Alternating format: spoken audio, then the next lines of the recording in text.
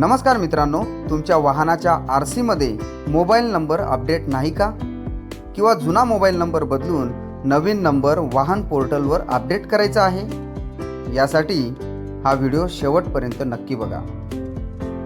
आजच्या या व्हिडिओमध्ये आपण वाहन पोर्टलवर मोबाईल नंबर ऑनलाईन कसा अपडेट करायचा हे अगदी सोप्या पद्धतीने बघणार आहोत। तत्पूर्वी आपल्या चॅनलला सबस्क्राईब केलेलं नसेल तर अवश्य सबस्क्राईब करा। चला तर मग व्हिडिओला सुरुवात करूया। सर्वप्रथम मित्रांनो, आपल्या मोबाईल किंवा पीसीमध्ये गूगल क्रोम ओपन करून वाहन पोर्टल असं टाईप करा। त्यानंतर परिवहन या वेबसाईटला भेट द्या। परिवहन वेबसाईटला ओपन केल्यानंतर आपल्याला अपडेट युअर मोबाईल नंबर हे ऑप्शन दिसेल। त्याच्यानंतर त्याच्या खालीच QR कोड आणि QR कोडच्या खालीच आपल्याला वेबसाईट दिलेली आहे, त्या वेबसाईटला क्लिक करा।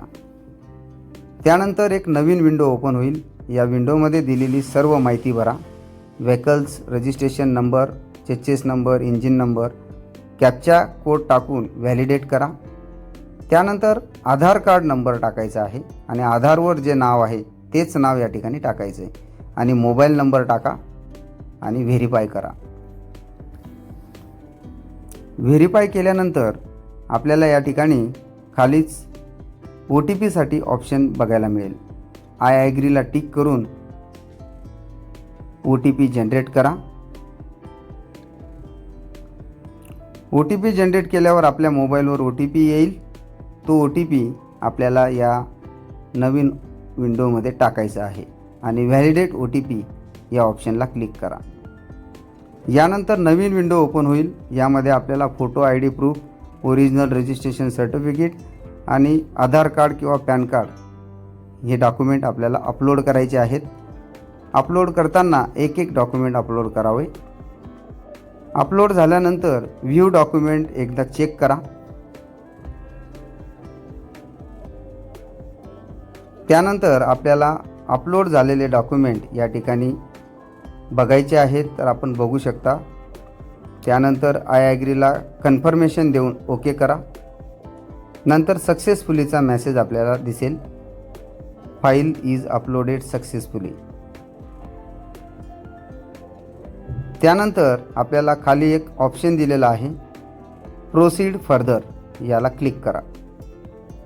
त्यानंतर ॲप्लिकेशन नंबर तयार होईल आणि व्हेरिफिकेशनसाठी ॲप्रुव्हल आपल्याला दिलेलं आहे असे समजावे। त्यानंतर आपल्याला ॲप्लिकेशन स्टेटस चेक करायचं असेल तर आपण या ठिकाणी क्लिक केल्यानंतर आपल्याला जो ॲप्लिकेशन नंबर आलेला आहे तो या ठिकाणी टाकून कॅप्चा कोड टाकून आपण आपला ॲप्लिकेशन स्टेटस पाहू शकतो।